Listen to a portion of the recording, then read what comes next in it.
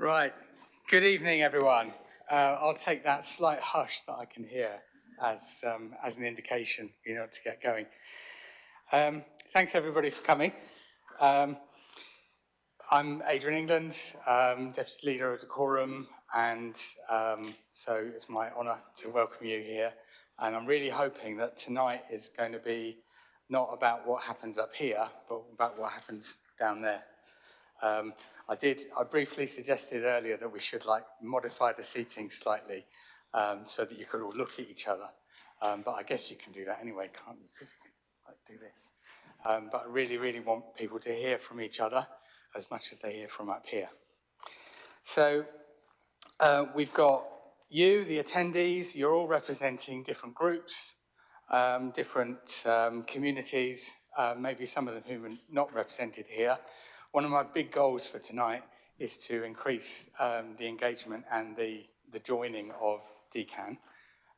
So whether that's schools or businesses or charities or whatever we can think of, as well as individuals.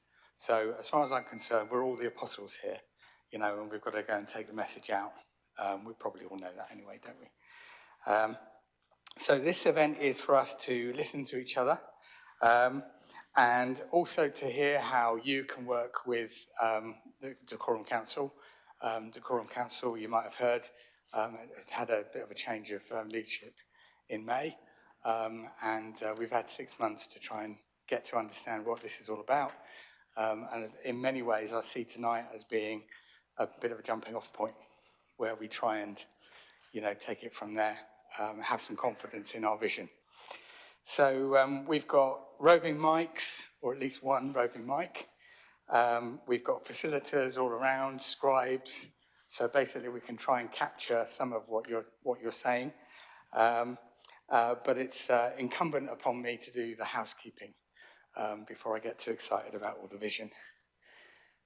So we are recording today, and not forgetting the good people at home who are all tuned in. I don't know how many we've got online at the moment, and who are going to listen later.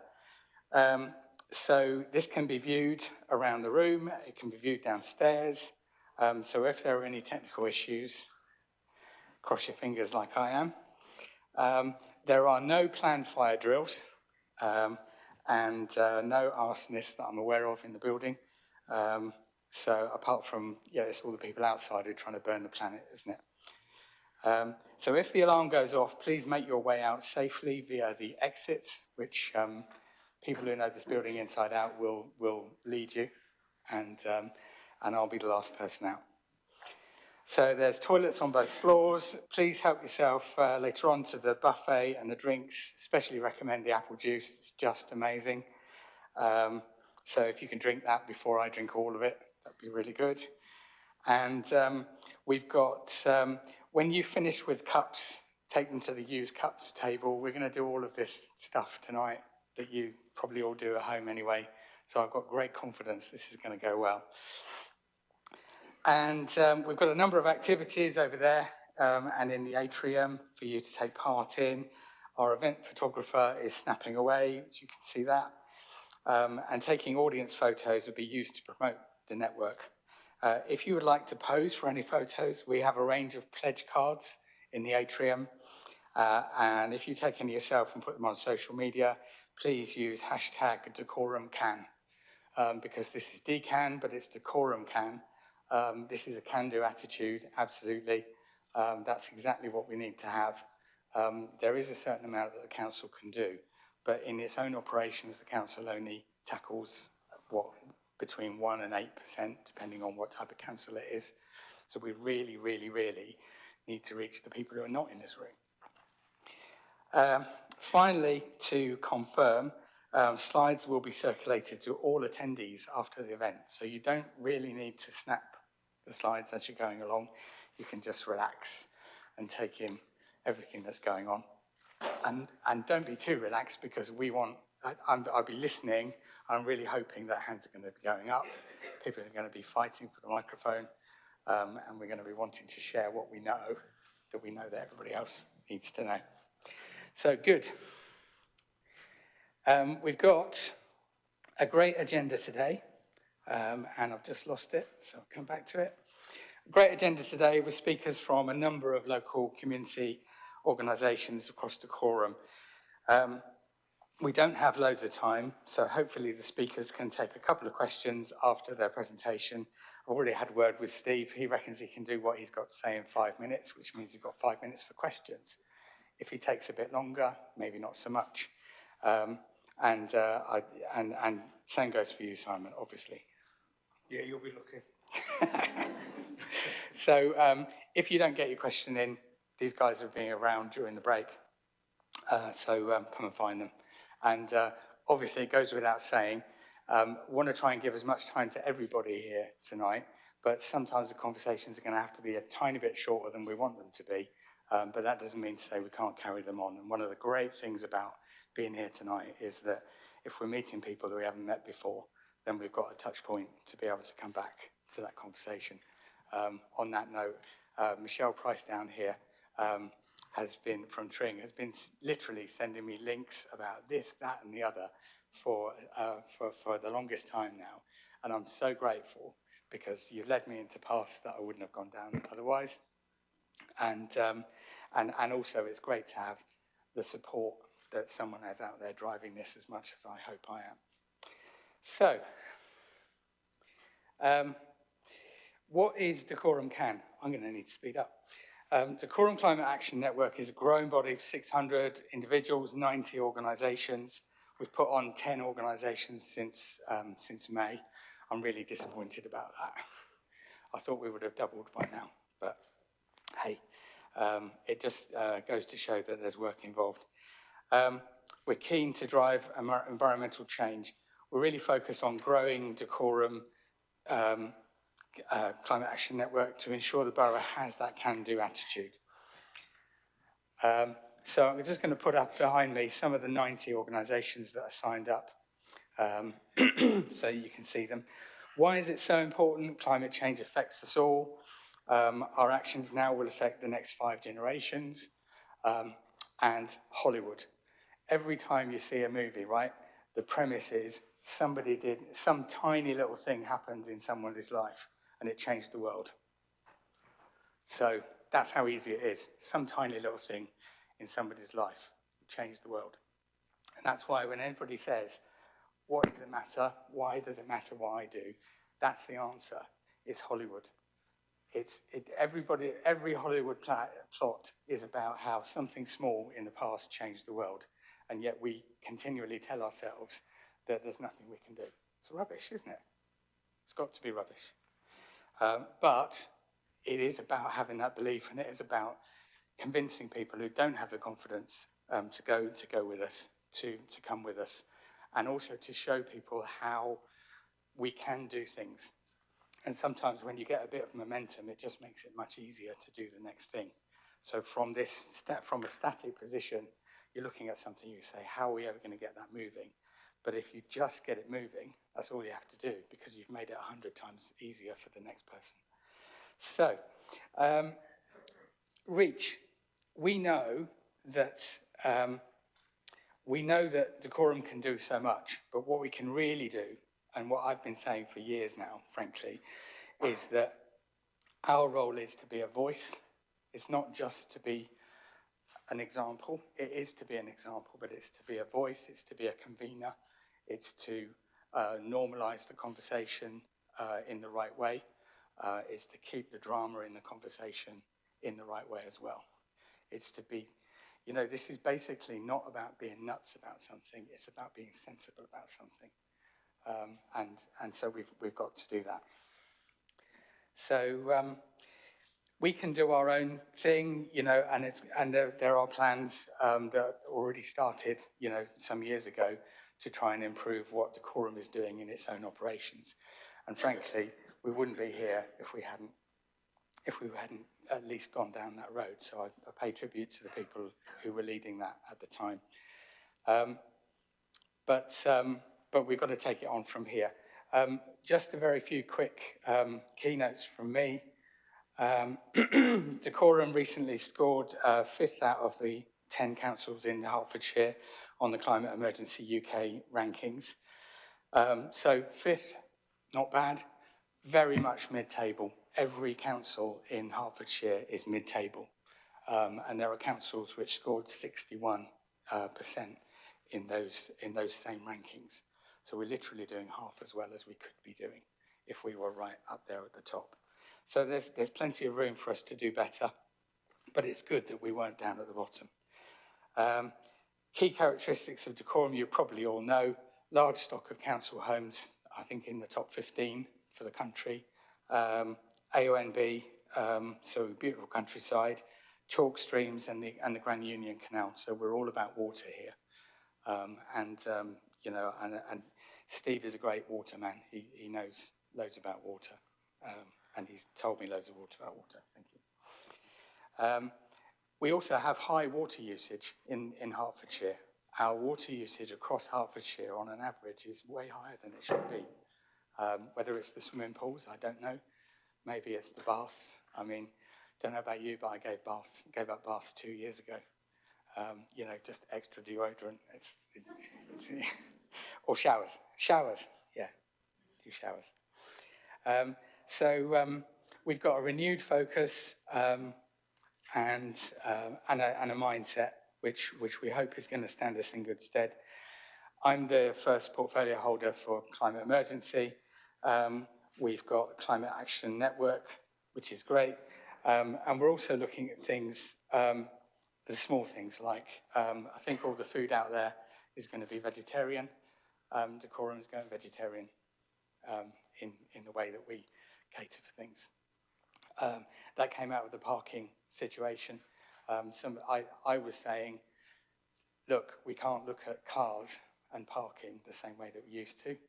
And people were challenging me back and saying, the council could do loads of other things to show that it's serious about climate emergency. For example, has the council gone vegetarian? And I was like, no. So we did it. I think I'm going to cut short now because there's loads of this stuff, but if you listen to me long enough, you'll hear it. You know, as an organisation, our emissions are going down, but this graph here shows you the actual data that we have, and look how scary that peak at the end is. That's coming out of COVID. So the curvy line is the Tyndall line that we need to stick to, and we're not sticking to it. I've been at a couple of conferences recently where the message has been, there is a will, people like me, people in other organisations, but we need the resources to do it. And that's the thing that keeps me up at night, is are we getting the resources to be able to do it? Because there are some really serious other problems which are going on. And I feel like we need to solve those problems as well. We're not able to divert all the resources we have into this because there are serious problems with people's houses, you know, and people's living conditions. So climate justice, absolutely. I think I've probably spoken for way too long. So just come and talk to me and you'll get the presentation later. And I think we'll just have to leave it at that. I'm going to introduce the first person to speak knowledgeably, which is, before I say that, this is absolutely, I want to reinforce this about you. It's about what you've got to say. So you've got license to change the course of history in this room. In future, I want us to be able to look at the inflection point on the graph and say, right, 20th of November was some kind of turning point in Dacorum. Don't know what it was, but it was something, and we'll all know what it was. I'm going to introduce Stephen Wilson. I've known Steve for years and years and years. He's trustee of Boxmoor Trust, but he's a waterman. He's been measuring the level of the chalk streams for God knows how many years. He regularly texts me and says, do you know how much rain there was last night? And I'm like, and we have a game where I try and guess, and I get it wrong because he's got the measurements. So over to you, Steve. Okay, that makes me sound like a pretty sad person, doesn't it, really? But there we go. Okay, the climate and ecological emergency is as much about values and attitudes as it is about understanding the science behind the change in our atmosphere and our biosphere. In my view, tackling it is about informing, raising awareness, educating, making changes to the way we use our planet before it's too late. Applying new technologies is only part of the answer. We have to think about changing our lifestyle. Right, Dacorum Environmental Forum was formed in 1993 in the wake of the Rio conference in 92, which was an Earth conference based on developing sustainable development across the world.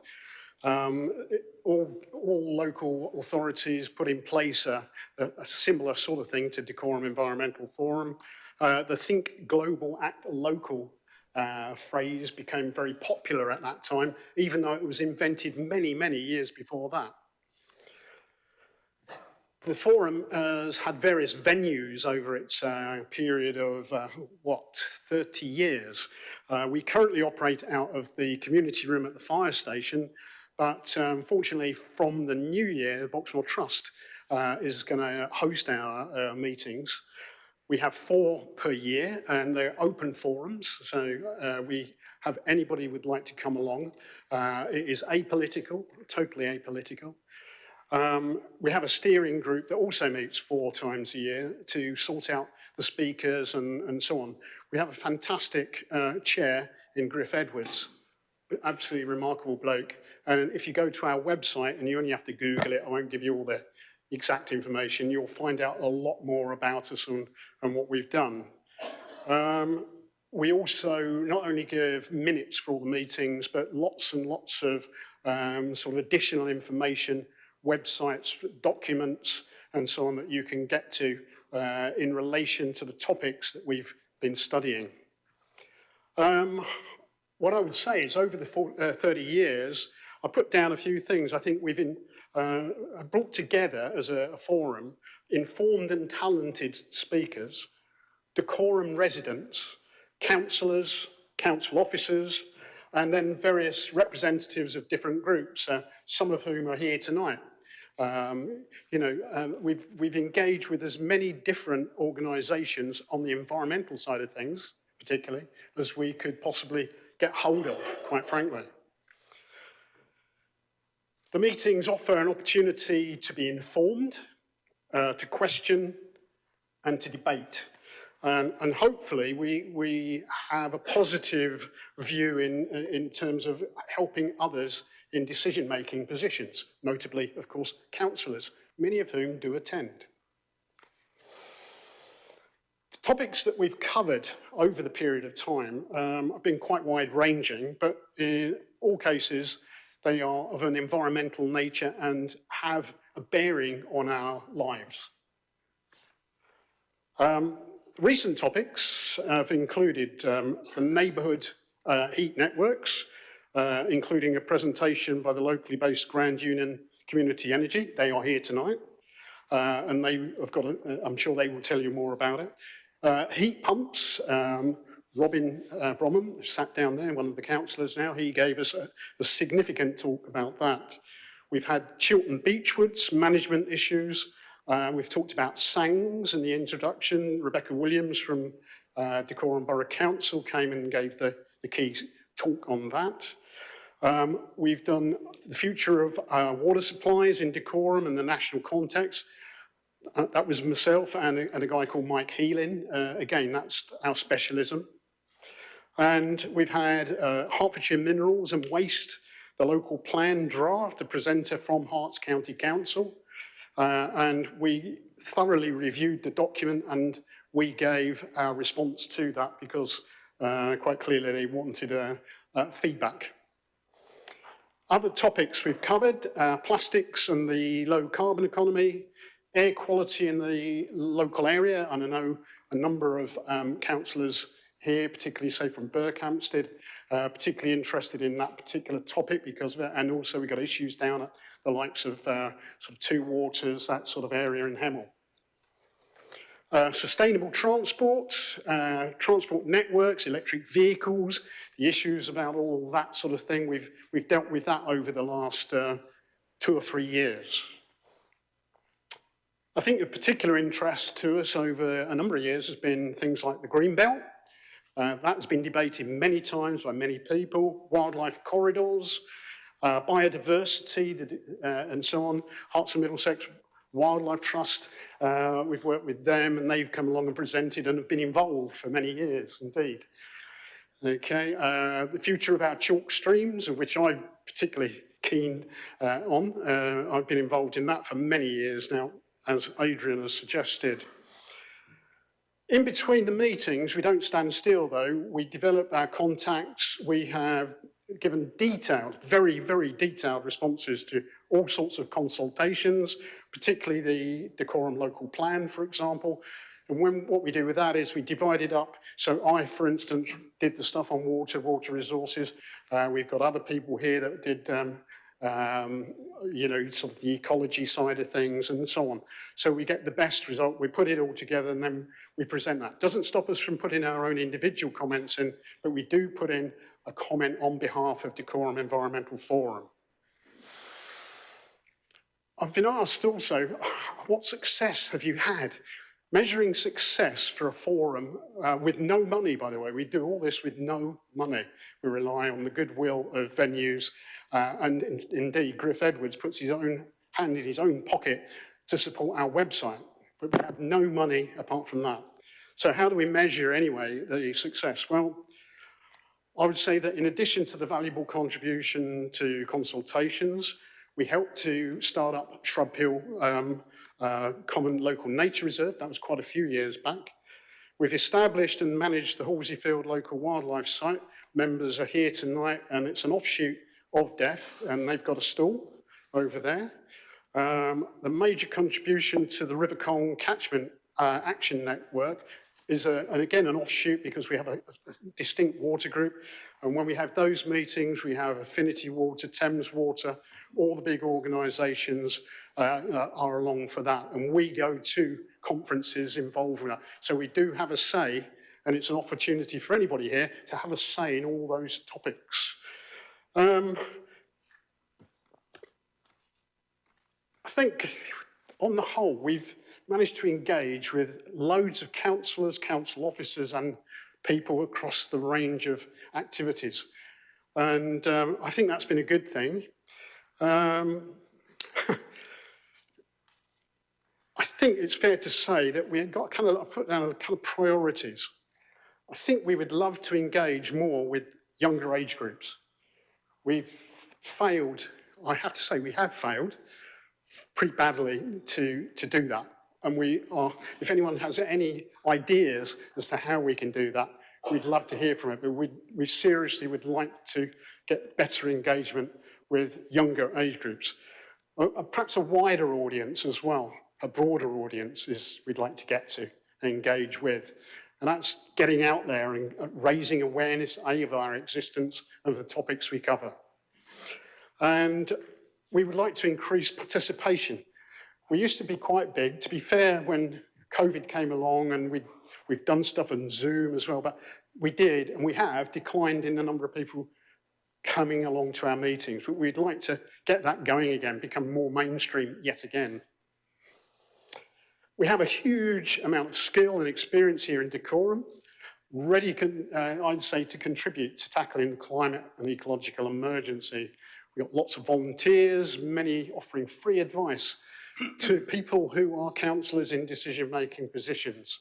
And bear in mind that the free advice, when they're having to pay consultants sometimes for things, taking free advice from people is a pretty good thing.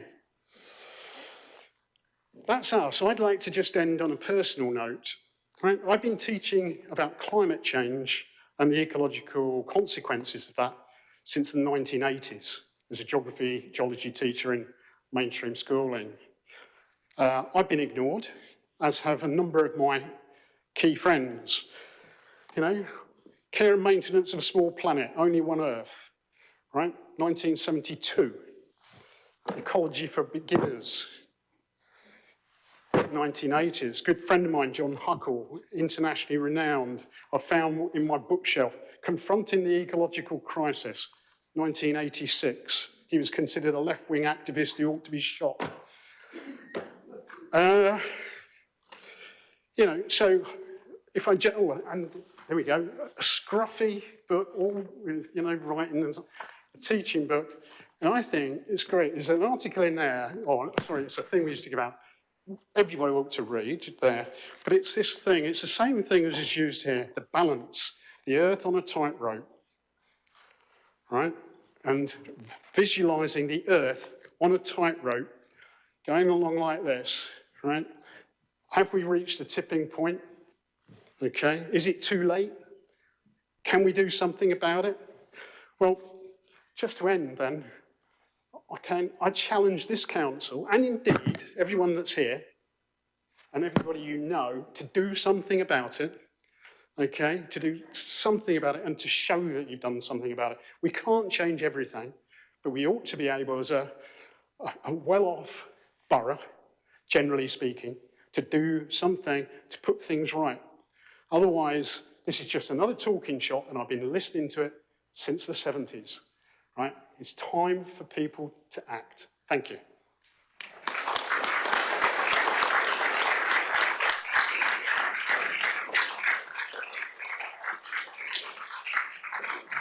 So, thank you, Steve.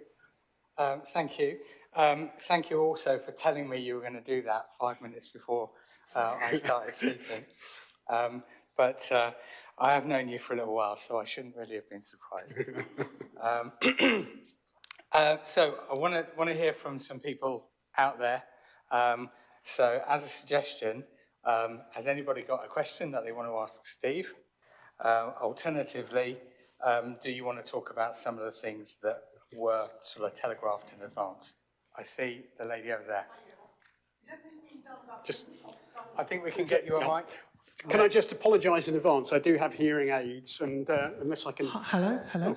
Hiya. Here we go. That's good. Is anything being done about rooftop solar? The CPRE is running a campaign to have more solar put on rooftops, which I think would be a great solution to energy problems. Right. Right, about rooftops. It's very interesting when you talk about rooftop solar. Yeah. Now, we had, when LA3 was being discussed, we invited and got senior executives from Barratt Homes to come along and talk to us about their project, which we had grave sort of thinkings about. Mike Ridley, who's somewhere sat in the audience, Mike there, asked the senior exec from Barratt's, what about solar energy? Are you going to incorporate that into your homes? Answer, well, sir, it's not a selling point, right? And that's, I think I'm quoting pretty accurately there, Mike. That was it. They didn't see it as a selling point, and we felt that it was, in this age, it should be part of it. So, we're only a pressure group, but we certainly put pressure on them at that time to change what they were going to do. Whether they will now, I don't know. But, yeah. Sorry, Madam, if I can just come in, because I feel as if that is sort of a question that's aimed at a council as well as an environmental group. What I would say is the purpose of this meeting tonight is so that you can have that message heard. So we're driven by what we know the community wants. So there are things that we can do. Yeah, absolutely agree. And I've had numerous conversations with the team here about how we need to maximise the number of solar panels that we're putting on roofs for exactly that reason. Who's next? We'll come to you, Michelle.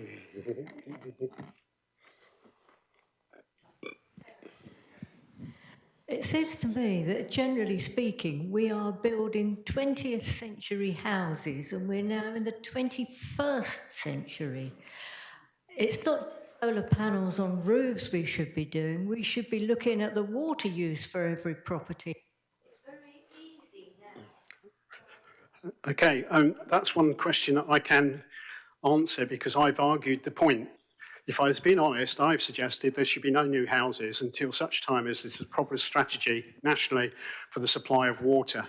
I know from the work I've done, which is over many years on water, that we're already over-abstracted in this area, and that all the additional houses, as soon as planning permission is given, the law says that the local water company has to provide the water, right? And once that's happened, it has to come from somewhere. And at the moment, a lot of the projects that I've got in mind, particularly Hemel Garden Communities, I say, would have to come from somewhere. And if it comes from the Gade Valley again, that would be a total and utter disaster. So my view is there needs to be, and I've argued about this for donkey's years, a proper strategy for water. We have a network for electricity, for roads, for gas, etc., but we don't have one for water. It's regionalised, and we have enough water in this country, but it's often in the wrong place. Just very quickly on that point, I think it's probably responsible to address that point. We've got the local plan out for consultation right now. You may be having the thought that I've previously had, which is, should we be building more homes if we haven't got the water for them? Two things I'd say about that. Firstly, we've all got a responsibility to use as little water as we can, and that's a big part of that issue. So we can't necessarily point at everyone else. We have to think about what we're doing as well. The other thing I would say is that we're near London. We're in an area where there are lots of opportunities for developers to make very handsome profits from developing farmland. If we don't have a local plan that says where we want to build, then we will have developers coming along saying, well, this field looks great for some executive houses. And when they go to make a planning application, Dacorum will say, oh no, we don't want you to do that. And they will go, oh yes, I want to do that. And here are my lawyers. And I know that you haven't got pockets as deep as I've got. So let's go and see the Secretary of State, shall we? And the Secretary of State may well say, you haven't got a local plan. You haven't got a leg to stand on. So if you're thinking about the local plan, I encourage you to think positively about what we're trying to do. Imagine, this is the analogy that I've come to. Imagine that you are someone who has to go for a walk in the rain. You don't have a choice. You can't wait until until the sun comes out. You have to go for a walk in the rain now. You're not allowed to take an umbrella with you. You're allowed to design a local plan. You're allowed to design a coat which will keep you at least partially dry. And that's what the local plan is. So I encourage you to support the local plan as much as you're able to. I appreciate you may have comments which you want to bring up, but I think there's a lot to be said for it because it is a coat to keep us partially dry. The amount of development that would happen without a properly approved local plan is something that none of us want to think about. Do you think it's feasible for rainwater harvesting systems to be part of the housing plan? You know, for flushing toilets at least. Last question. Okay, I'm told this has to be the last question. I know they could go on forever, but we have another speaker. But about rainwater harvesting and can it be incorporated? Obviously, a lot of people do that off their own backs already to a certain degree. Could it be incorporated more into new housing, which is, as opposed to retrospective fitting, which is difficult? I mean, the answer is yes, it could be done very, very readily. But it's a matter of, getting the people that are building the houses to see that this is important. Maybe it should be a regulation. I can't make that regulation. That's probably going to be a national government regulation. And they change the rules and regulations regularly in that sense. So that's a quick answer to that. But anyway, I better sit down. Thank you. It's good to hear that we've got questions and we're having to stop you. And I apologise for having to stop you. But it's only fair to Simon to give him some time on the mic. So that's what I'm going to do right now. Simon Oldham. Yeah, thank you, Andrew. I feel a bit of an imposter then, standing up after that conversation, just to talk to you about what the voluntary sector does for climate and the way the voluntary sector is looking at for climate. But I wanted to spend a few minutes with you on that because, you've only got to look around the marketplace to see that this is something that's dear to our heart too. And I think it's something, therefore, that's worth looking at. And as a sector, you know, we have climate across everything we do. It's there whether we want it or not. And it is, but it's that point, I love that Hollywood analogy, because we are taking small steps forward, and I think they're important and great. But we tend to struggle a little bit with things like the fact that most of the things that are cheap we've already done, and so finances and money becomes a real problem. And the demand on our sector for effort has gone up enormously, and in the last few years continues to grow. So it's green shoots, but nonetheless, it is what it is. We're one more on, because you'll be one behind all through otherwise. Okay, so I work for Community Action Dacorum, who I'm going to assume most of you know. Our three main areas are around communities, employability and well-being. We're also the Council for Voluntary Service for Dacorum, which is or CVS, you already heard us referred to. And what that means is that part of our role is to represent and support the voluntary sector as a whole. And so some of that work that we're doing is around supporting the voluntary sector with their approach to climate work across Dacorum. And underpinning that, we've got training and development as a programme. We do try to train things that. And we have a business which does interpreting and translation, should you ever need any. Just mention that now.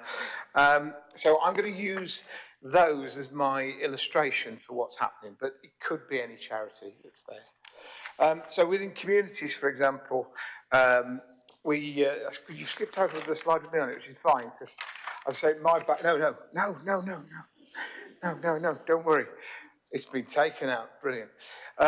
My background is I studied as a chemist, so my research was all looking at environmental issues. So I feel like it's something I champion quite strongly. So communities, well, one of the things we try to do here is work out how community groups can work greener and support community groups to work greener. So we have partners who will come in and do environmental audits and will help charities to identify how they can improve, whether that's LED lights, whether that's improving on water usage, whatever they may be.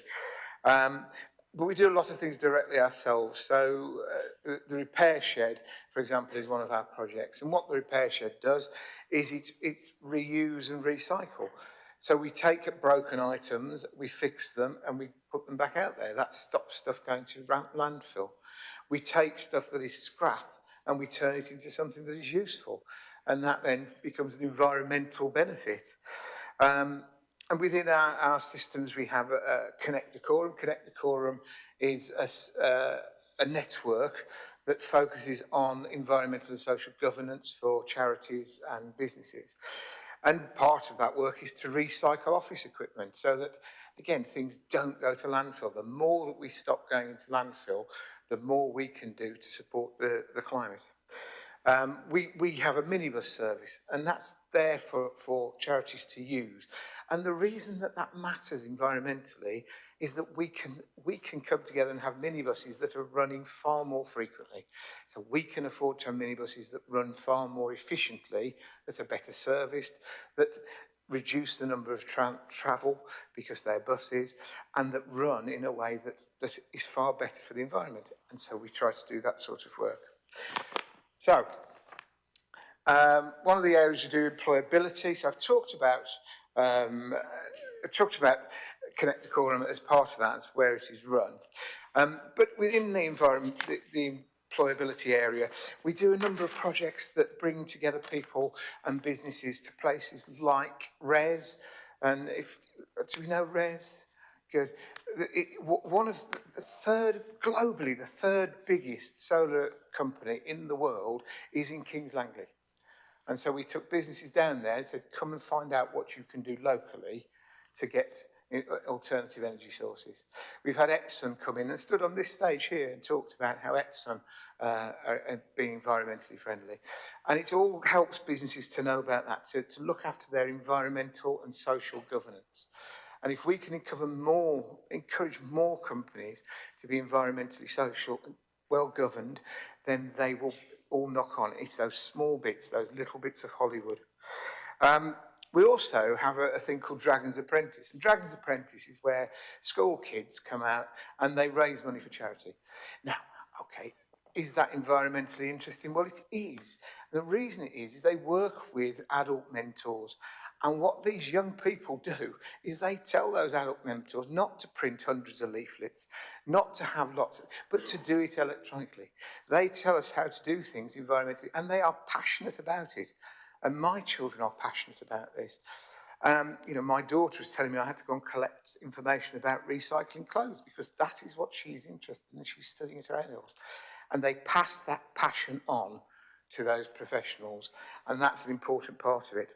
And we have a project within that we call Staying Connected. And Staying Connected is all about addressing the 10% of Hertfordshire residents that are digitally excluded. So 1 in 10 of us can't get online.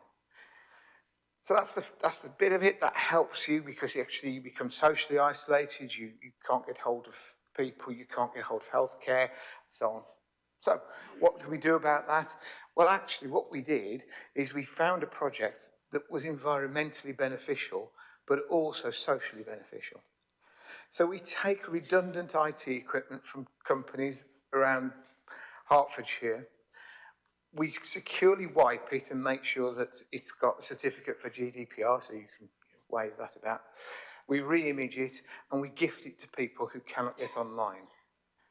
We then put connectivity in there and then we've given them a doorstop effectively because unless you know how to work that machine, it's worthless.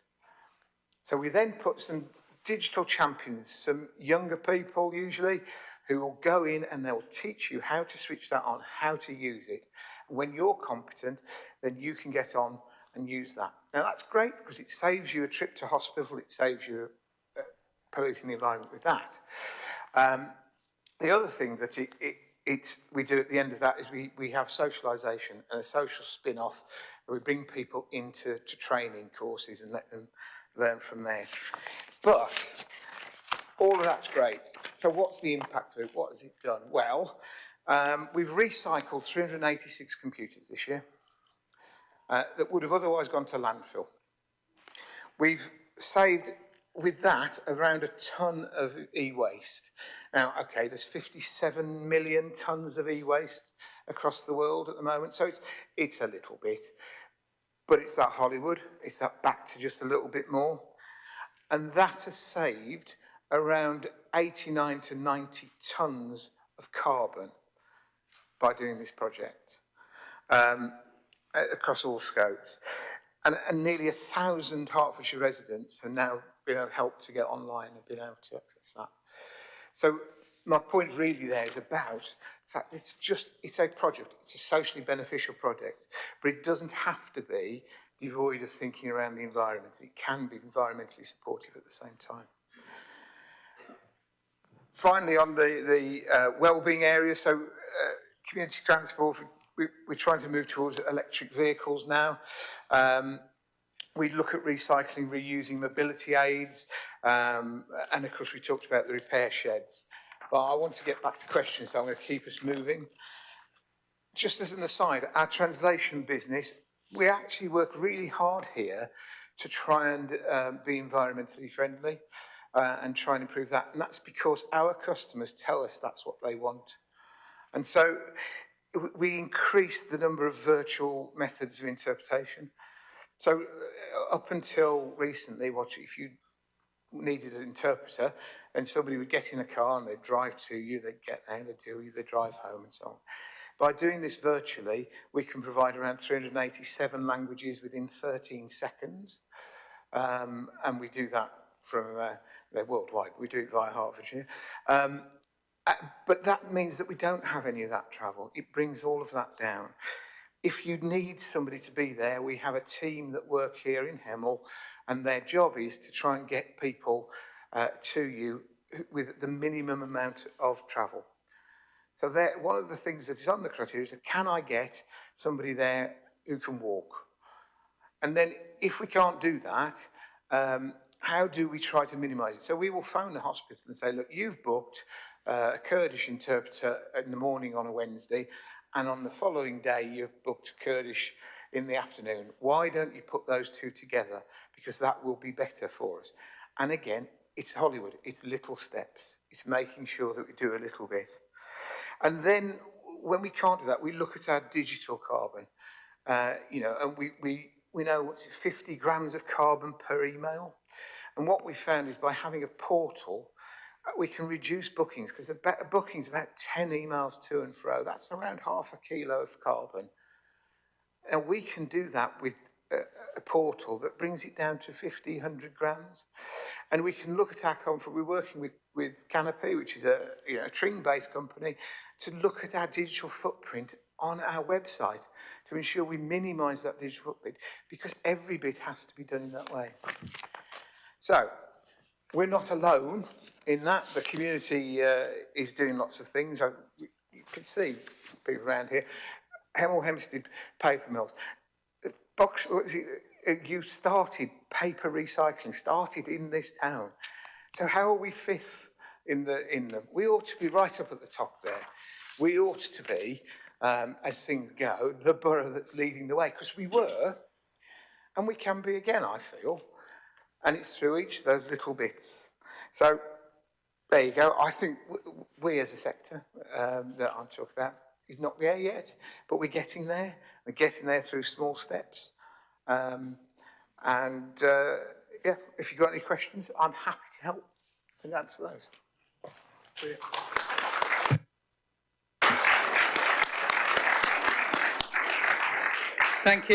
Thank you, Simon. There are those of us who maybe have heard you do parts of that before, but I think you brought a new elan to it. There was definitely a lot more content that I was looking for, so thank you for that. We're going to move on to our discussion now. We've sort of started the discussion, and don't let me forget to let Michelle have a question, because I did promise her one. So you can start thinking about one now. And if you don't want to do it, just say. However, what climate positive changes have you made in your life or your organisation, and how are you supporting others to do the same? Well, we've heard some great examples from the voluntary sector, so that's fantastic. Just so that people know, I'm going to try and take this to 7:30, so I'm stealing some of your coffee and your networking. Sorry about that, but you'll probably get it back like later on. The other question, how do you feel people in Dacorum are working together, and is that working, or do you see clear opportunities that we can make it better? And how can we help with gaps in knowledge and motivation? And I guess that means in terms of, you know, the ordinary citizen, how can we improve knowledge there and know-how? So who wants to dive into all of that sort of stuff and steer and take us in a new direction? Hands up. Oh, before I do that, can I have a quick show of hands? How many people here are from a voluntary organisation? Okay. How many people here are involved in local government in some way? Okay, that's similar. How many people here are from businesses or are private citizens? And how many are just businesses? Particularly business. Okay, that's a good sign. So, is there anyone from the business community who has a quick question for us? What's the council's approach to procurement? Oh, wow. Okay, the council has to be very, very proper about procurement. I came into this role massively enthusiastic to do electric bike hire scheme, like Buy Today. Unfortunately, it's not that easy, apparently. So we have to follow the rules, is the simple way. In addition, we have we have 51 councillors. So just because I have this role doesn't mean that I can go, well, I've got a wish list here and I'm going to do the first 10 things on it. I have to get the agreement of my colleagues, have to get the agreement of the whole council to do that. and procurement will inevitably be part of that situation in the proper way, as I'm advised to do. I feel like there's something behind that question. It's more whether you can have, obviously there's standards you have to meet on procurement, but can you set any additional standards around working with either small businesses, local businesses, or businesses with carbon reduction plan that can help you to achieve your goals by working with businesses that, as part of your scope 3 emissions, will help you with your supply chain? Okay, so I'm going to look for Aidan to jump up and say, no, you can't say that if I say the wrong thing, or maybe Ben. Happy to jump up and I give a very short answer, which is yes. There you go. Fantastic. Thanks for Aidan. Right, good. Thank you. You're good with that? Now, can we go to the next lady or gentleman? I'm not sure. Where are we going? There we go. Hi. How is Dacorum making Dacorum a desirable place for people to do and base their businesses in an eco-friendly way, in a sustainable way? Very good question. We're designing our local plan at the moment. A part of that is looking at employment, looking at business opportunities. In my mind, Dacorum has all the ingredients it needs to be a Silicon Valley of this kind of enterprise, and hopefully with a bit of help from the Dragon's Den, then we'll get there. We've got the chalk streams, so we've got something world rare to protect. We've got the oldest paper mill in history. Sorry, that wasn't quite right, was it? But it was almost right. Yeah. We've got we've got the rivers and the canals. We've got great connectivity in most ways.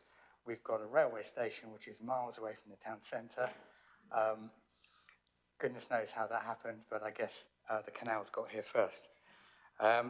So we're looking at all of those things, and I would say that this administration very much has a mission to try and achieve that.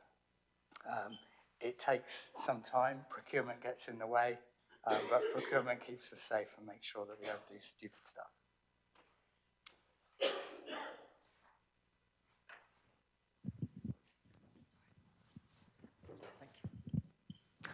Hi. So we talked about new houses and what we can do about them, and that's obviously a really important issue. But the majority of houses that we're going to be living in 2050, which is sort of the deadline date, have already been built. And so retrofitting is really the bigger issue there. I know that Dacorum have offered a group funding for solar panel scheme, which I think is great. But I think more could be done, and I'd like to hear if you had any ideas about what more could be done. Could we group fund installation schemes, other retrofitting services? Is there an opportunity, maybe not right now considering financial issues, but for interest-free loans or low-interest loans for more solar panels on roofs? Yeah, again, good question, and obviously makes the really good point that most of the buildings are already built. So retrofit is a big part of the future. I've been to a couple of conferences this summer where the theme has been that we need central government to act. We need central government to, I remember being here just before COP26 in Glasgow, and hearing about all sorts of things which were dependent on COP26. The government's going to act, and they're going to do this. And I think it's fair to say that didn't happen in the way that it was billed. But that's passing the buck. In terms of what we can do here locally, I said earlier we've got a number of challenges, there are a number of other pots which want the money. One of the things that I've floated with the finance people is how we can energise Dacorum as a community, because I think that while Dacorum has its areas of deprivation, there are also lots of people in Dacorum who are in a comfortable place. And if we could find a way to make it possible for those people to invest in the climate emergency action that we need, then I think we would get some takers. So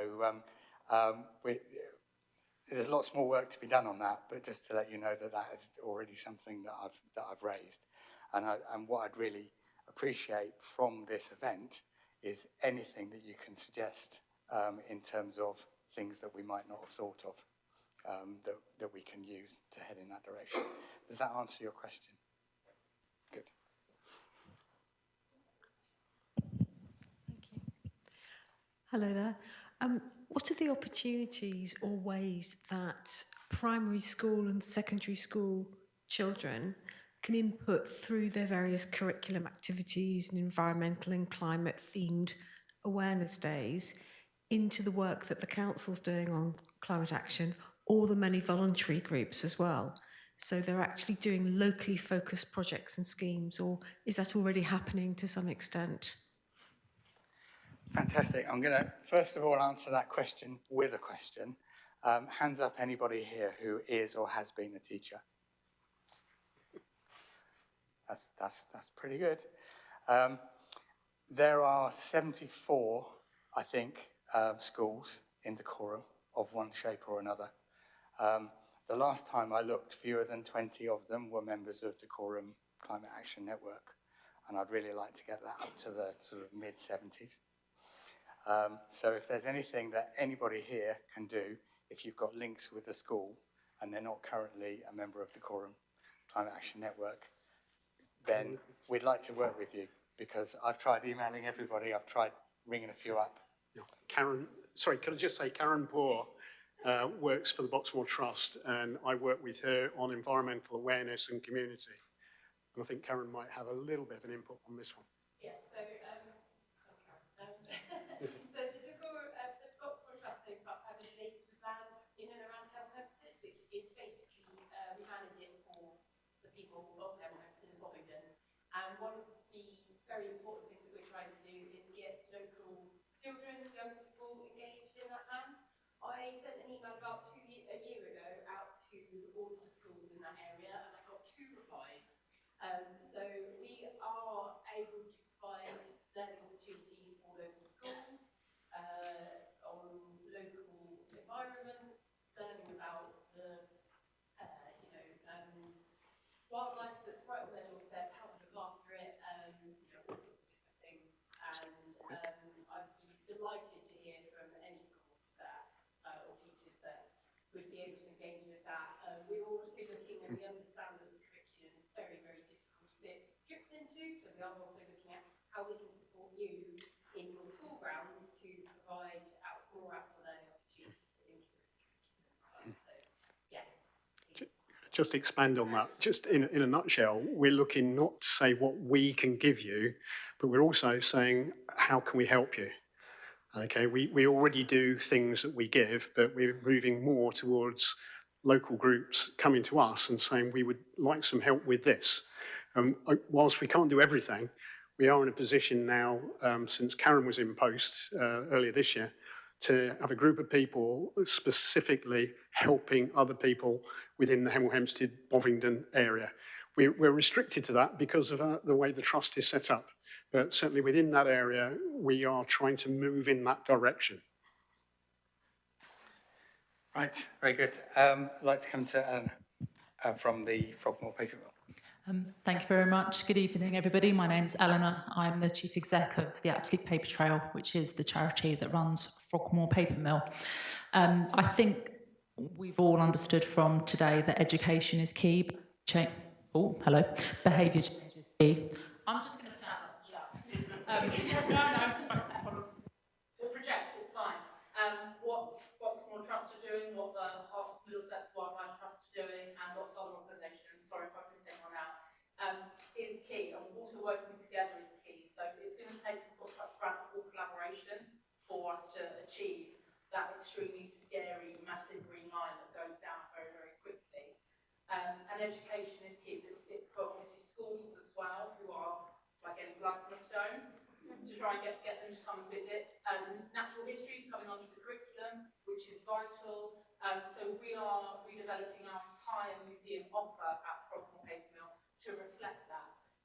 We are, as Adrian said, the oldest mechanised paper in the world and the birthplace of paper recycling on the entire planet, happened in Hempstead, and that's pretty special. So joining with our partners to create another, because we can't have too many, eco-education hub is going to be really vital, because I go to quite a lot of private conferences and all these big companies like Coca-Cola and Tetra Pak talking about, oh, but people just need to change their behaviours, but they have no strategy for behaviour change, influence or education. But there's quite a lot going on in Dacorum to address that. So I think we should all be quite hopeful that actually we can achieve that. But good, accurate education is key. And if anybody would like to find out a bit more about what we're doing, see us on our store over there. Thank you. Very good. Okay, I promised you I was only going to steal 10 minutes, and we'll try and stick to that. We're going to have a break now for a bit of refreshment, a bit of going around the houses. There are some really key people that I believe are here tonight. I think I've seen most of them. There's Alex, Morgan and Oliver Burrow, who are part of my team on climate and emissions. We've got Farn Conway, who can talk about home decarbonisation, what we're doing. Sarah Whelan on sustainable travel. So we're doing a local cycling and walking infrastructure plan, otherwise known as an LC WIP, which apparently tastes very nice. And we've got Ian Ross and Steph Horn on nature recovery, and they're part of our neighbourhood team. And of course, we've got the housing portfolio holder, Simi Diani, and the neighbourhood portfolio, Robin Bromham, who's possibly the tallest here. So kind of little and large, really, those two. So enjoy. Thank you for everything so far, and let's have a good chat with each other now. Thank you.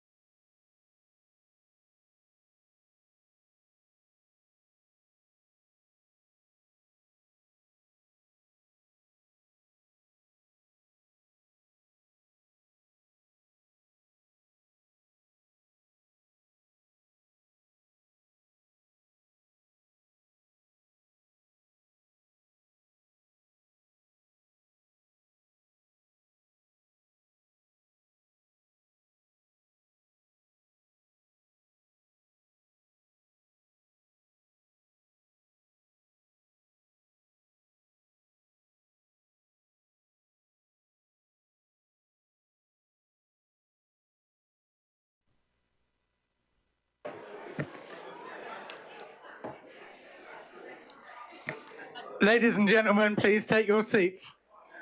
I just thought I'd say again, my name's Holly. I think Chris's name is up there, and Holly might not be up there. But I don't mind.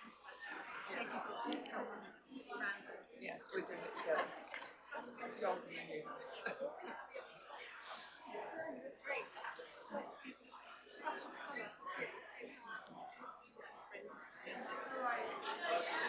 I'll wait.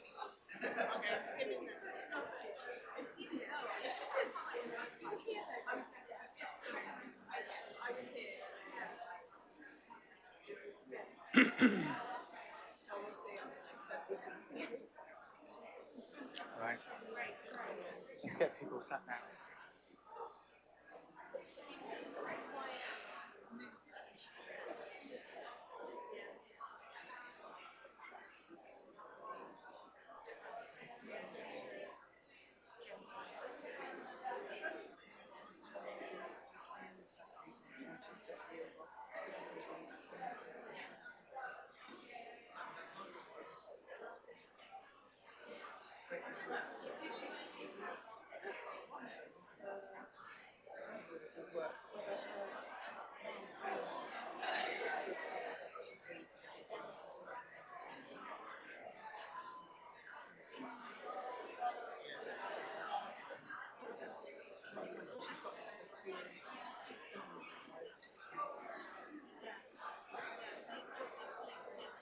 Sorry to interrupt, just Alex handed me this, so I'll use this clicker. So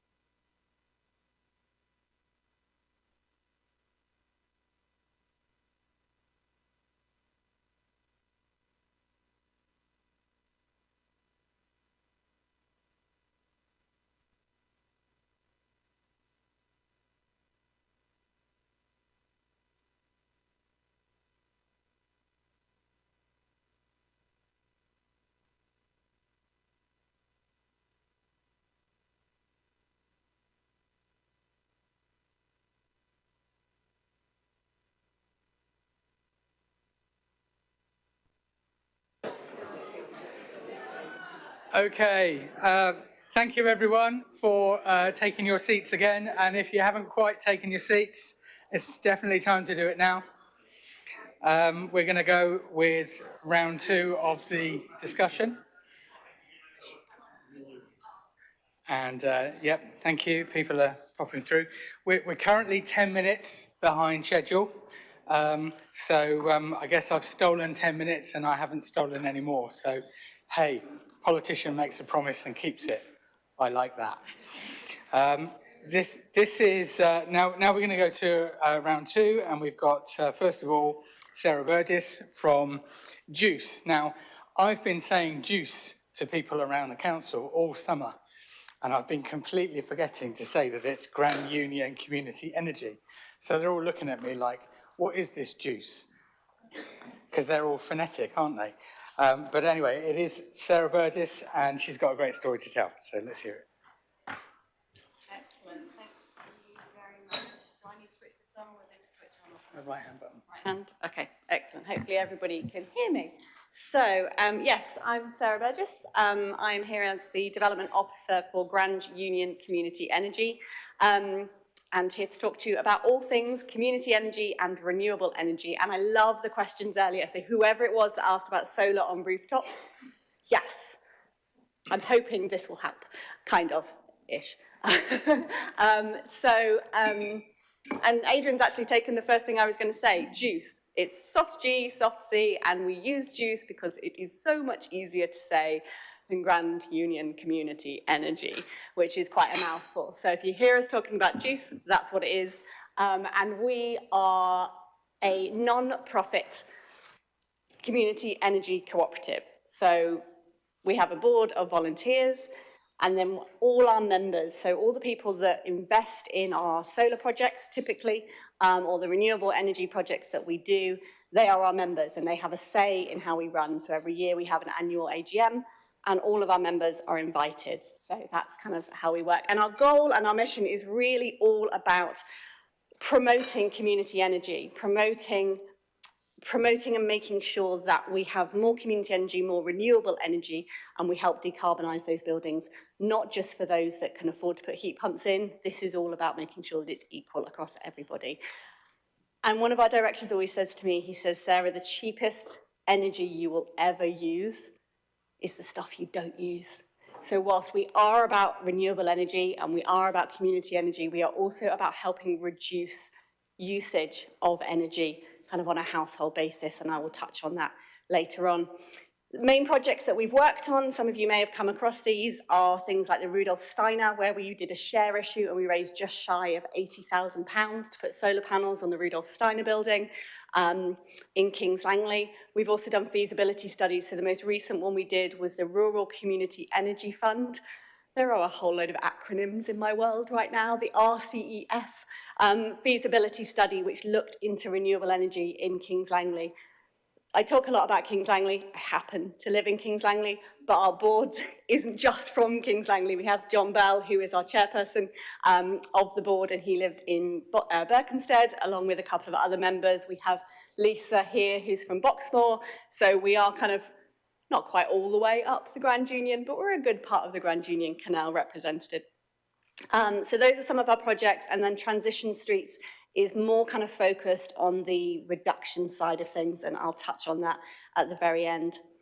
So community energy, so this is all about locally owned renewable energy. It's about negawatts, as it's been coined, reducing that energy. So we work with residents and can offer kind of energy efficiency measures through various different projects that we've got going on looking for local residents. The main thing I was asked to talk about here today was about this feasibility study. So I love that we've talked about solar on roofs. I love that we've talked about how retrofitting, what a brilliant question. You're absolutely right with the housing stock. We need to do something to change where we're going, really. So the feasibility study, we got a £40,000 grant last year from the RCEF fund. And we said, what can we do? And can we take the water out of the canal at Toovies Mill? If any of you know Kings Langley, we've got loads of mills, paper mill for one, along the canal. And at Toovies Mill, the river flows through the canal. So it's kind of reasonably unique. Could we take that flow and that water and use it to heat some of the homes in Kings Langley, particularly in this Toovies Mill cul-de-sac? And we were thinking maybe we could do 15 homes, 50 homes. If we were really lucky, maybe we could get 100 homes. And so we kind of like started off on this engagement process. We worked with Bioregional, who are a non-profit consulting firm. They were our main partners.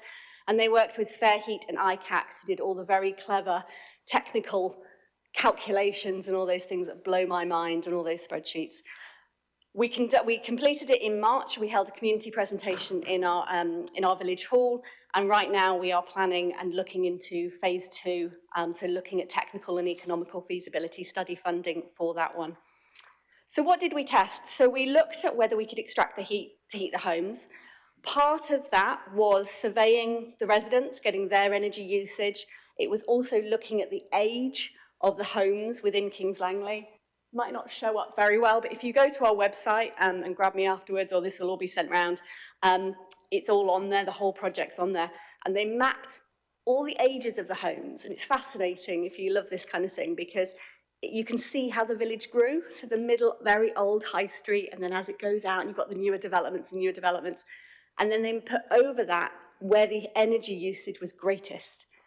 And the amazing thing was that obviously the older the homes, typically, the higher the energy use because they needed retrofitting. It was the grade 2 listed high street buildings or the ones just off that.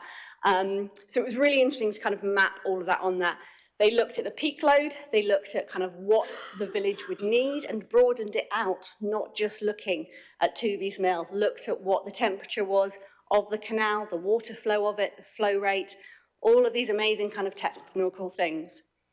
And what they found out was that once upon a time in the history of the canal, it had dried up. And if you want to base your renewable energy system on a canal and it has dried up, it may not go down well with residents. So we were like, oops. But what they did is that, yes, it was definitely feasible. You could, if you had all the money in the world and you wanted to throw it at this, you could definitely heat 50 homes from the canal. But would it be the best investment? Would it be the most kind of viable project in the world? Probably not. But while they were looking at it and while they were scanning all the geology and everything that was going around, they discovered that under the Ovaltine factory, and again, some of you in the room will know the Ovaltine factory at Kings Langley, was a working factory kind of back in the day. Some of you may live there. And they had actually dug boreholes that went 15 meters down, and they did like, I would say it was like 7 to 10 boreholes. Only 15 meters down, they accessed the aquifer. And they used to extract the water from the aquifer in their factory to save them kind of like their energy and their water. And so Bioregional came to us and were like, if you could access one of those boreholes, looking at the peak loads, you could decarbonize the vast majority of Kings Langley, like 2,000 homes. Now, as you'd expect, the Ovaltine is flats now, because it's no longer a factory, and it has been redeveloped into lovely flats and new housing development. So all of those are under serious amounts of concrete. And I don't like a target on my back, and I'm not going to go and tell those residents that I want to dig up their garden or their garage and start like finding the borehole. But if it's on one side of the canal, then there's a good chance we may be able to access it at other points along the way. So this is kind of like, this shows that this is the district heat network. So we get into the realms of not just one load of solar panels or one heat pump. This is a community solution that looks at how can we get a district heat network similar to ones that have been in Scandinavia for decades, and they have way more extreme weather than we currently have to deal with in the UK. And so this would be a water-powered ground source heat pump. And yet, as I said, it could basically decarbonize the vast majority of the Dacorum side. So whilst we're not on oil here, everybody is on gas, and that is still something that to decarbonize we need to get out of people's homes. So it would make a massive impact. The consultants came up with 4 options. I'm not going to bore you with the first 2 because it was basically like do nothing and pray. The second one was like wait for hydrogen, that's the silver bullet, which isn't really going to work for residences. The third one was like just get everyone to buy their own individual heat pump, which is fine if everyone's got 10, 15,000 pounds and enough space around their home to do it. But it's not really equal, it's not going to be accessible for everybody, and therefore it's not going to have the biggest impact. So the community solution is the one that we kind of, given our name, think is the best one to go after. So It can cut carbon reductions by like 60 to 67% and then be zero carbon within a decade. Heat pumps, as many of you, I know I'm preaching to the converted in this room, heat pumps can cut carbon numbers so, like they're just great. And they can cut it massively. So this is kind of like, if you can do it on a community basis, you give that access to everybody and not just those that can afford it. What did the community think? We surveyed them, as we love to do, so we kind of were like, well, what do you guys reckon? This is what we think, this is what the consultants think, but what do the community of Kings actually think? And we put a survey out there. 86% say that they were either interested or very interested in exploring the community option further. 95% when asked to vote on whether they would prefer the centralised or the decentralised system, they went for the centralised system. And the main reasons that they thought community energy was a good one to keep exploring, this wasn't asking them whether they wanted to put shovels in the ground, this was whether they just wanted to keep asking questions about whether this was feasible, was because of the low carbon of the energy it would provide, the fact it was community ownership. So this was local people, local energy for local people to benefit from. The low cost of energy, so it provides energy bill security, it takes away that volatility, and the reliability. Those were the kind of 4 reasons why they chose those ones. Swaffham Prior was a place that we were lucky enough. In fact, Robin came with me, and I was just chatting to Brian about his mate that was part of this. And many of you may have come across Swaffham Prior, and I'll be really brief because I'm very conscious of time. If you haven't heard of it and you're interested in decarbonisation on a kind of heat network scale, Channel 4 Dispatches, I think it was, or Channel 4 did a programme on it. And they had exactly the same RCEF feasibility stage 1 funding as we've just had. And they have now got pipes around a whole rural village. There's 380 homes that they can decarbonise and get off oil. Now, as I say, I know oil and gas are different, but in the grand scheme of kind of decarbonising, providing energy bill security, this is something that can make a massive difference. So it was a beautiful crystal kind of clear blue sky day, as you can see, and it was kind of like space ages. It was really cool, but and I'm not even an engineering person, so this kind of, if you love engineering things, you'd have loved this place. So it's definitely worth checking out. And yeah, so that's kind of Swaffham Prior. It is definitely it's really cool. So that's the community energy one, and I'm very conscious I'm probably rabbiting on. So if I don't get a chance to get to anyone's questions, please do grab me after, because I love talking about this project because it's very exciting. But the final thing that Alex and have asked me to launch today is transition streets. And I mentioned right at the very beginning about negawatts, about reducing usage. Some of you may have heard of Transition Streets before. Transition Streets is an award-winning program of workshops set up in Totnes back in 2009. And we're looking for one pilot street from Dacorum. One street that will get their neighbours together, and basically it doesn't have to be your whole street, it can just be like your favourite neighbours that you want to hang out with. And it's your group, and you get together, and it's a programme of 7 workshops where you cover 6 different topics. It's reducing your waste and your bills in 5 areas. So it looks at food, waste, energy, resources, and travel. And then we've actually added one in, especially for this area, which is about increasing biodiversity. I think there's one, is it Dacorum, that I've seen the little hedgehog highways? Maybe that's just Kings Langley. I've seen someone kind of giving away little hedgehog highway, little things that you can put in your fences so you can create them. It's about ideas about things like this. The average household savings are somewhere in the realms of kind of like £570 on your annual bills, and then it's over, I think it's 1.3 tonnes of carbon is saved on average per household that takes part of transition streets. But the thing about transition streets is not just the money saving or the carbon saving. It's about people coming together. And I think Councillor England touched on it earlier when Dacorum is this amazingly diverse area, but it has it's got this amazing community spirit where people, if they get to know each other, if they get engaged, they come up with these phenomenal ideas. So with some of the Transition Streets projects in the past, they've decided to create a sharing shed. So no one needs to buy a bread maker ever again because their neighbour's got one that they can borrow, and they start talking to each other. And they start coming up with a sharing supper club that everyone meets to on a Sunday night to save their energy bills, because everyone kind of rotates around and doesn't have to have their oven on every Sunday evening. So it's all about kind of building connection and making people feel connected. And this is, apologies those that know me, I love a cheesy quote. And this is one that actually was a project I was involved with a few years ago. And it just says, I am only one, but still I am one. I cannot do everything, but I can do something. And because I cannot do everything, I will not refuse to do the something I can do. And that's me.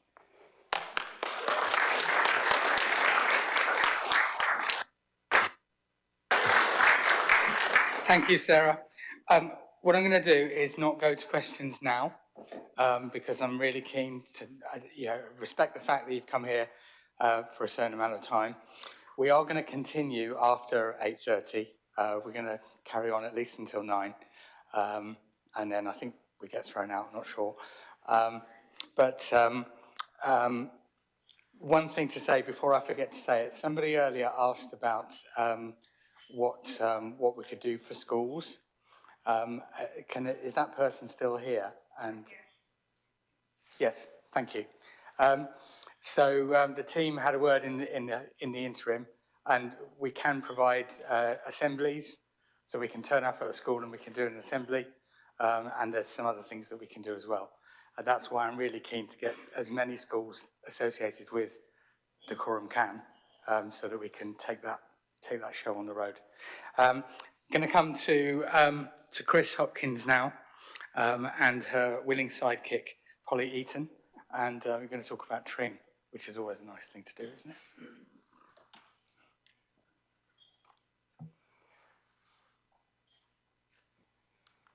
Right, good evening. We've been invited along to talk about sustainable Tring, which is great because we've had a very exciting year this year. So we started as Tring in Transition. I was part of one of the very start of Tring in Transition. And we've over the years, we've put on a lot of events. We've had eco fairs, films. We've always engaged with local plans over the years. We had a PV club where people could get a discount if they all joined together and bought PVs.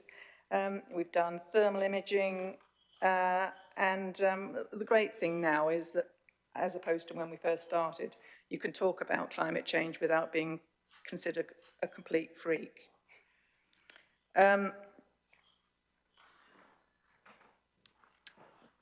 Do that one first. So during last year, Polly started up a group called the Sustainable Tring Thing. And they held a few town meetings and we joined in. We all mucked in together and lots of people came along. Lots of people we didn't know were doing things in Tring that were aiming towards sustainability. And we had some really good meetings. Lots of ideas floated and lots of people coming along.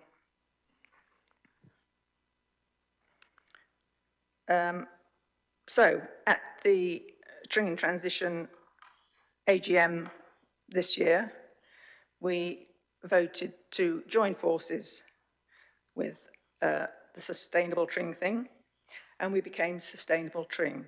It was something we've been meaning to do for quite a while in terms of changing our name, and we think it makes it easier for people to understand what it is we're about.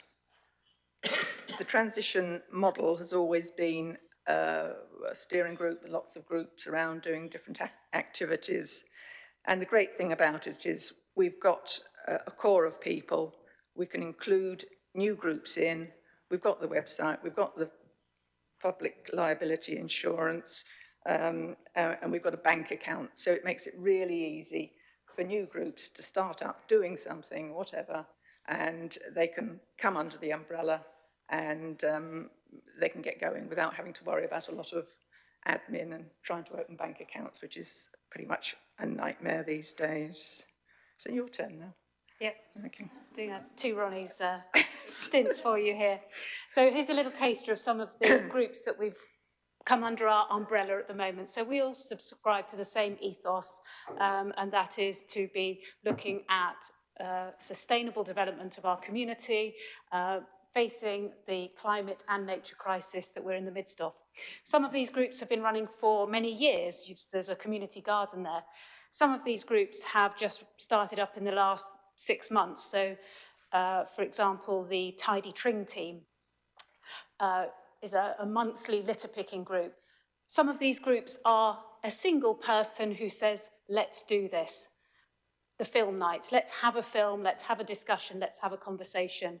Some of these groups are a wider group of volunteers. So the energy group has got quite a network of volunteers who have different expertise and different skills, and some give advice and some do practical thermal imaging. So there's a real range, and that's just an idea of the projects that come under our umbrella. We also have some groups that are affiliated to us. So they subscribe to the same ethos of us. And we really want to grow this as well over the coming months and years. Sustainable Wigington, just up the road, they've got an enormous amount going on, but they can come along and be part of our vision. We've got a festival, which is Tring's own Apple Fair. That's an event that happens in Tring every year for a month-long season of October. It's brilliant. If you've never come to next year's Apple Fair and Apple Day. So those are collectives, and the Big Green Week, which I'll mention again in a moment.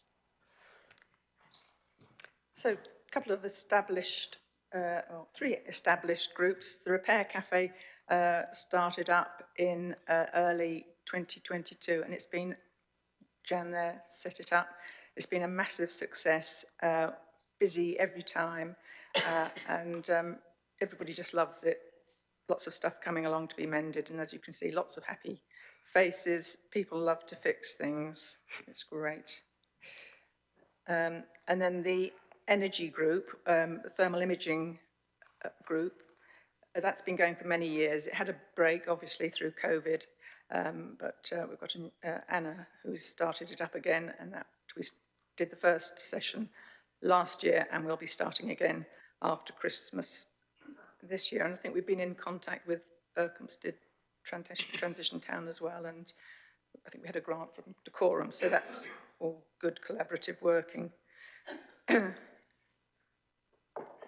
So the Tring Community Garden, that's my main thing. It was just a rather neglected piece of ground, and we grow a certain amount of food. It's not a very sunny spot, but we did find that during the pandemic, people were really finding it a sanctuary to come and get out for a while and walk around there.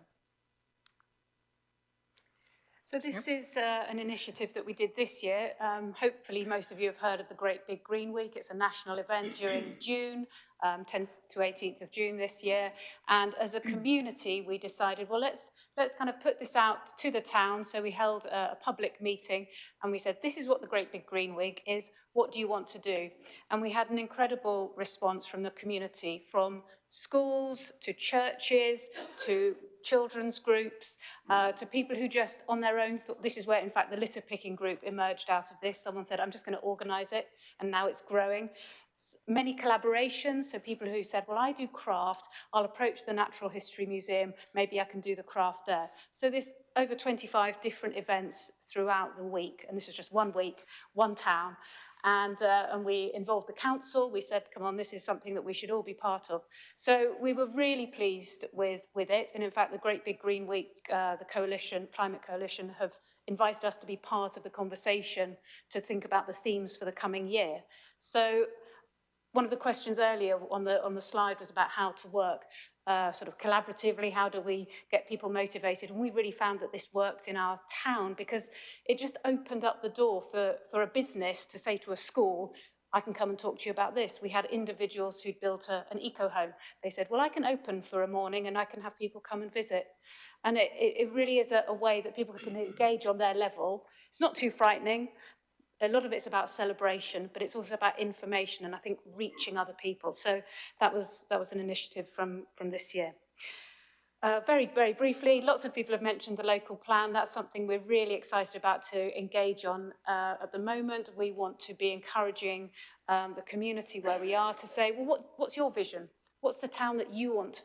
What do you want it to look like? How do you want it to be sustainable, community-focused, engaging in the climate crisis? That might look different to everyone.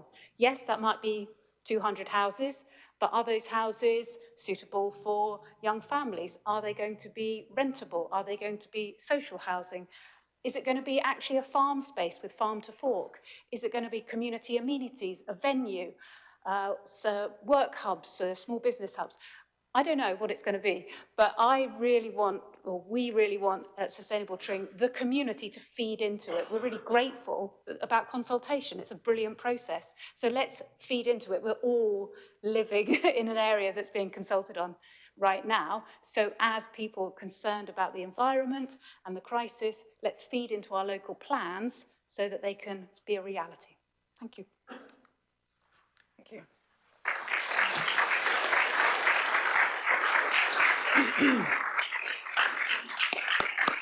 Thank you. Amazing. Thank you, Chris and Polly. And thank you, Sarah. We're going to get on to some questions now. I think the questions we're going to try and get into are questions about juice, questions about transition streets, questions about how lovely it is to live in Tring and how we can spread some of that good stuff all around the borough. I mean, it must get depressing living in Tring all the time and it being so nice all the time. I mean, you know, I couldn't stand it. But maybe I'll try it one day. So over to you, over to the floor. I'm wondering whether Alex might be able to, while we're talking, get some of the highlights of what Dacorum is getting stuck into back up on the screen. We'll see if we can make that happen. As I said before, plan is we're here, we have to leave the building by 9 o'clock. I think that's maybe, if necessary, the fire alarm will be sounded.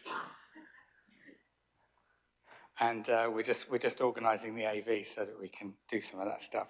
So who's got a question about Tring or about Kings Langley or about transition streets? And who's got what I really want to know is who's got an idea for where the transition street should be? I've got one at the back there. I was going to ask actually about that. What sort of size street are you looking for? Are you looking for a really big street, a small street, one with blocks of flats on?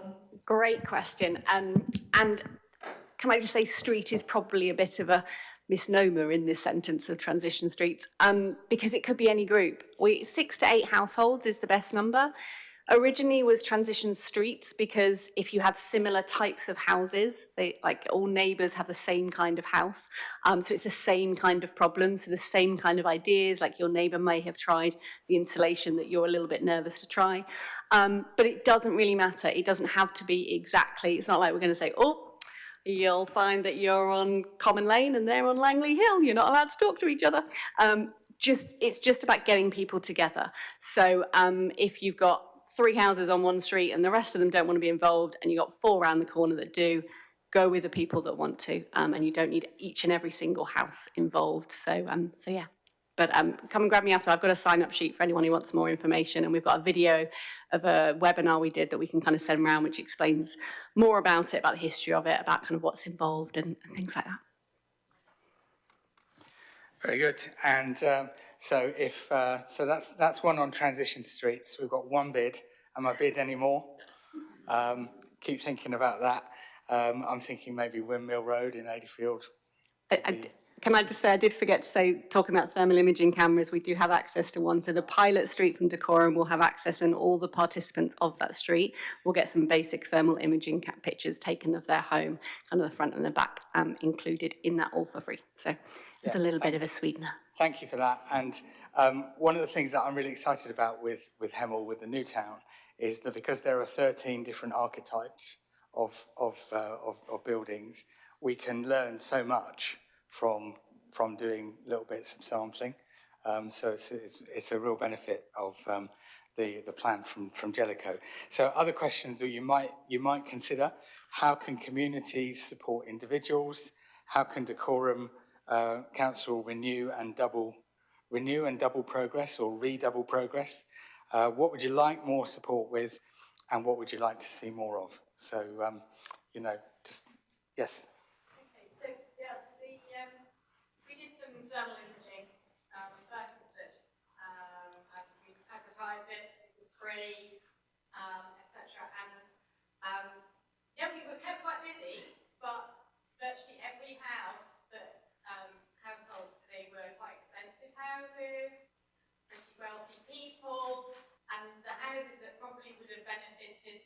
most didn't take it up, and probably because they knew they couldn't afford, they don't want to know that they've got drafty sort of things, and so this is the thing, is linking up, cost of living crisis,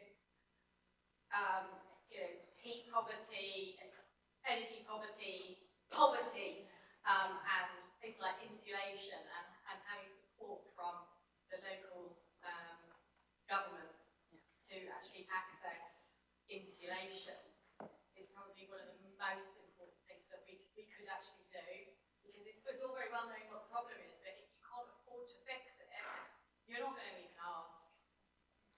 You're spot on there. Sorry if I may kind of interject with this one. And I think one of the huge things we're seeing at the moment with people is just overwhelm. Like, there is so much going on and so many things to think about. And I know Helena and her team with the food waste have noticed this with the increase in the amount of edible food waste that they are finding in the landfill. People are just so overwhelmed. So how do you tackle that one? And transition streets, it's one solution. It's not necessarily the solution, but it's trying to open up those conversations. And I think that's how, if we can encourage people within a community to support each other and get neighbours talking, not to kind of say like, look, here's your big massive problem. I know I have a drafty bit under my oven. Trust me, I know it's there. My feet get cold every winter, but I can't deal with the solution. But it's about just kind of trying to say, well, you may not be able to afford the insulation, but how about we do a supper club and we support each other, or find other ways to help reduce their bills. But I'd love to know how you get that magic wand to bring down that overwhelm, because we have to reach people. There are so many people, not just in our borough, but across the country right now, who are suffering. Suffering's the wrong word, who are struggling in this cost of living crisis. And this winter isn't going to be any easier than last winter. It's probably going to be even harder. And how do we support them? Because if we can work out how to support them, we will be supporting the environment. There's been talk about climate justice here today, and I think they go hand in hand. So, sorry I waffled on there, but yeah, I'm totally with you there. No, really, you're right, Sarah. Don't forget Hollywood. Don't forget Hollywood. And don't forget Dacorum can. This whole thing, this whole organisation is about trying to overcome that psychological barrier which is blocking people from even accessing this. So I'm really, really keen that we do grow the membership of Dacorum Climate Action Network. I really, really pray that you all go out there and convert someone to join, or a school or some organisation or where you work for. Do it. It's not, there are no bars to jump over. Yes, I think with organisations we might ask what you're doing, but it's not a barrier. The more people we get involved in this, if we even just create a story around how this organisation is growing, we're going to give some people some confidence back. We're going to let people know that there are people with them on this journey, and that's going to make a difference. So do that. Do let the team know if you've got connections into a school or into a business, because we can use that kind of intel. And in terms of, in terms of understanding what a problem you've got, it is valuable. We know that. We're all sitting here. We're all preaching to the converted, but that's why it's our responsibility to now get out there and share the inside knowledge that we've got. Question at the front here. Yes, thank you. I want to link into what's... I'm used to shouting. I used to teach at the University of Arts. The lady over there was talking about the thermal imaging and how, understandably, some of those people who have the least are more reluctant to do the insulation because can't afford it, but they really need it. And I suppose thinking then of point number 2, and you were saying earlier on that we've got something like 10,000 council houses under the control of the council. I imagine that a lot of those people who are less well off live in those homes, and that probably the council is insulating those homes anyway, isn't it? It probably has a duty to, I imagine. And so hopefully that's a bit of a linkage there, where... There's often that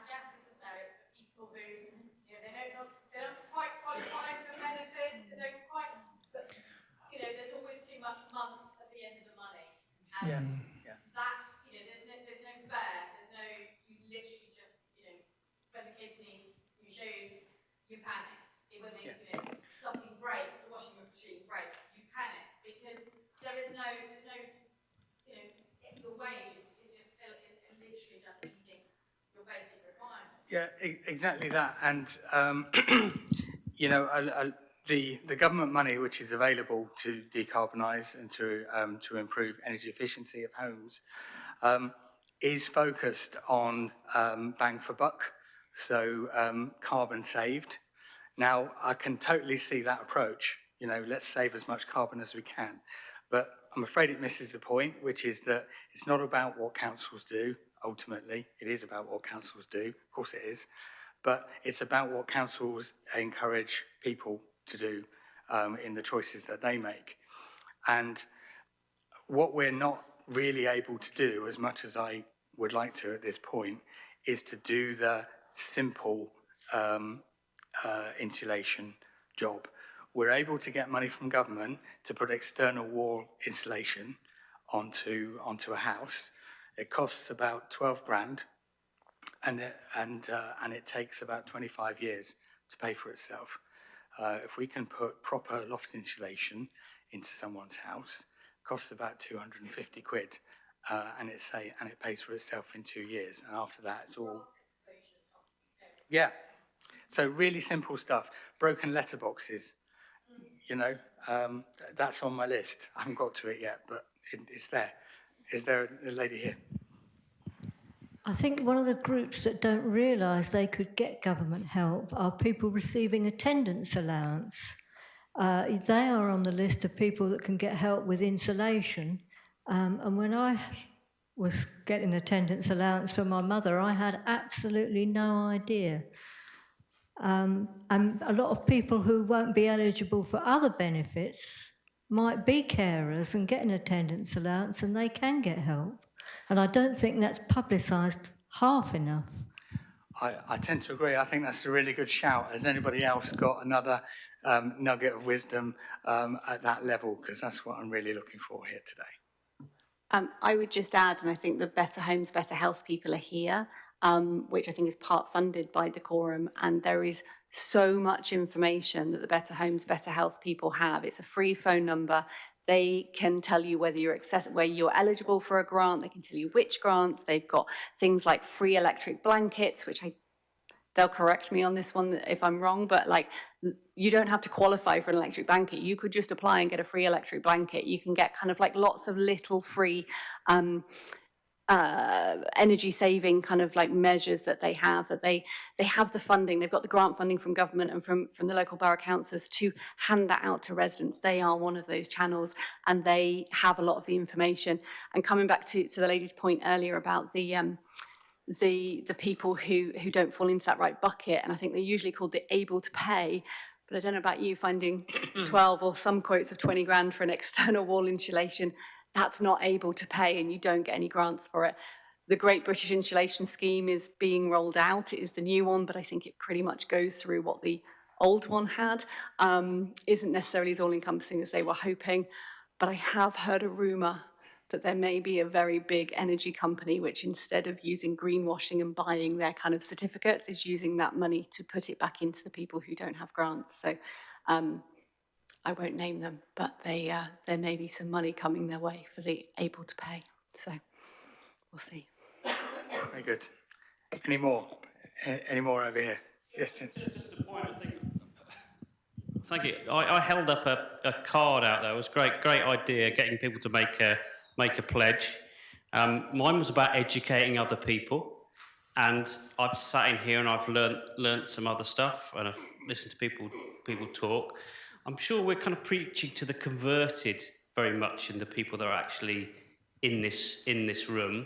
So I guess, as ambassadors for the community, if you want to do that, because you're here by choice, aren't you? Then could we set that up in some way? Because I'm ready to educate the community. I probably don't know what to educate them in.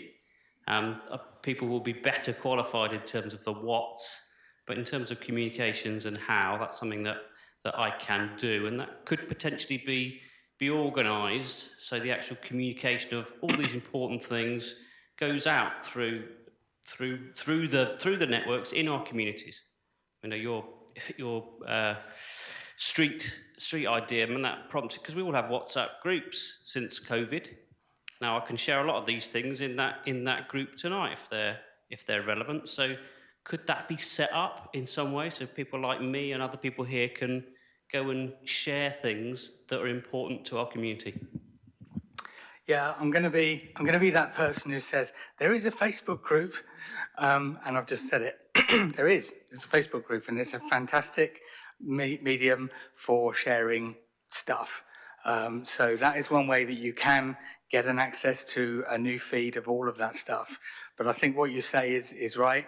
Some of us have got the skill of being able to talk to people and get points across and clarify things.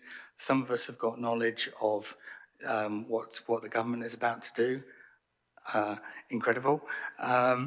And some of us just know lots of people.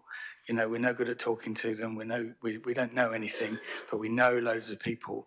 So we can just very, very simply say, do you know what? I've got someone that you should talk to, or we could bring somebody to a meeting who wouldn't have gone otherwise. And that's all valid stuff.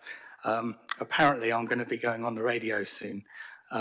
Because there's a couple of radio stations that might be interested in listening to a 56-year-old councillor talk about this kind of stuff. So wish me luck. But is there anyone else who wants to have a go at having the floor? Because the floor is literally yours.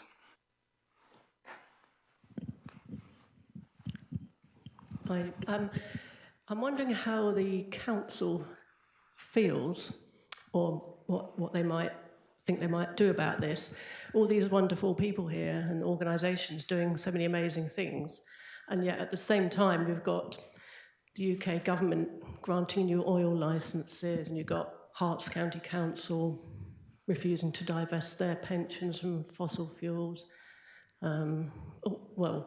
All sorts of things we know the government are doing, massaging their emissions figures and all that kind of thing. I just wonder how the council feels about that, and whether they feel there's anything they can do.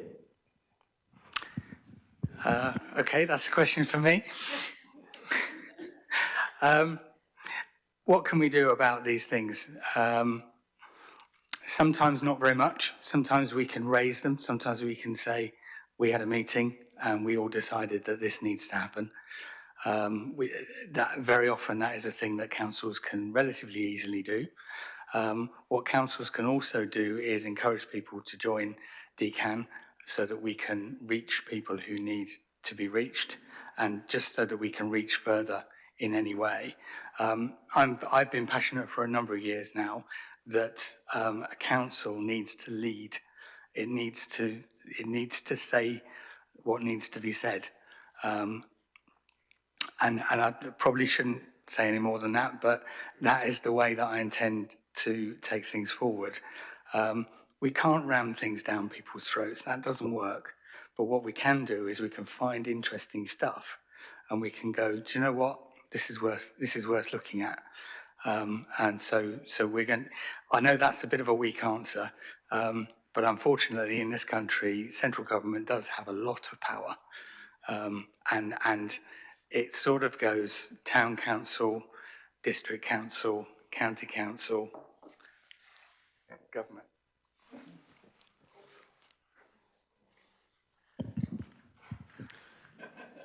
Two more questions, one here and one here. Question for Sustainable Tring. Following on from showing people what they can do, you had the AGM something like 6 months ago. So much has happened in 6 months. What's the secret? How did you get it all going in such a short amount of time? Great question. I think to a certain extent, quite a lot of activities were going on, maybe that we weren't fully aware of. But I think once everybody joined together, it just seemed to go, didn't it? And I think it's a lot about we don't do it all. It's about running meetings, certainly the community meetings, using an alternative method of governance, and it's not set up like this. Next time, hopefully, you will be sitting in circles around tables and having conversations, because that's what our meetings look like. Because it's not about leading, it's about listening to each other, it's about taking time and each person speaking and having that voice, and then thinking, oh, well, that makes sense, and connections being made. So we've only had probably 4 or 5 or 6 meetings in that way, but they're very well attended by people in the community who want to talk and want to listen to each other. So I think that's it. And then it's not about leading, it's about making spaces for things like that to happen and then sharing it. Yes, I think, as I say, that there is such a huge willingness at the moment for people to want to get to do things. It's almost, if you provide the platform, they'll come with the ideas and get cracking. Thank you. Thank you very much. And so I'm going to have to wrap this up fairly soon, but Martin, perhaps the father of Melanie Parr, who was a big champion of all this stuff in Dacorum, which I've said before. Over to you. No, Oh, I thought you had a question for us. Okay, all right. No pressure, Martin. Anyway. Good. So look, I said we had to be out of here by 9 o'clock, so better get on with the next bit, or the final part. Do join Dacorum Climate Action Network if you haven't already. If there's anyone in this room who hasn't joined, please join before you leave. Please help yourself to any uneaten food. We don't want to throw it away. Return all your cups to the used cups table. Remember, upload any photos to social media or with Dacorum can, or email them to climate.action@dacorum.gov.uk. Return your name badges downstairs unless you're really attached to them as a reminder of tonight. And we will send you an email next week with the slides and the links so that you can revel in all that content. But I guess that just time to say thank you. Thank you to all of you for coming. Thanks to all the people who watched online. Sorry, nearly forgot about you. All the speakers, thank you very much for taking the pressure off of me, and everyone here is grateful for that. All the stall holders, all the staff involved, number of staff have volunteered to come here and help us tonight. Really appreciate that. Everyone who's joined as an individual, who's signed up their organisation. And together we will drive real change. So round of applause for everyone here.